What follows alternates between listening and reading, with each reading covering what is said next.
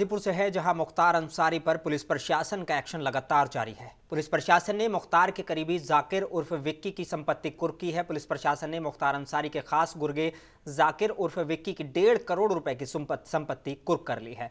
Police ने सदर कोतवाली क्षेत्र के मुस्तफाबाद इलाके में जाकिर की संपत्ति कुर्क की। गैंगस्टर एक्ट के तहत पुलिस प्रशासन ने कुर्की की कार्रवाई की है। पुलिस ने जाकिर की प्रॉपर्टी सीज कर दी है और सीज की गई संपत्ति में मदरसा चलाया जा रहा था। एक 14(1) के अंतर्गत भूखंड तथा उस पर निर्मित भवन की जब्तीकरण हुआ है।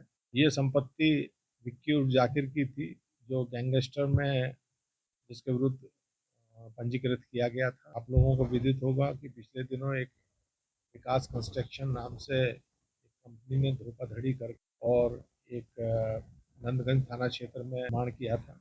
उसमें थाना नंदगंज कोतवाली में अभियोग पंजीकृत, जिसमें जाकिर उस गैंग में सम्मिलित था।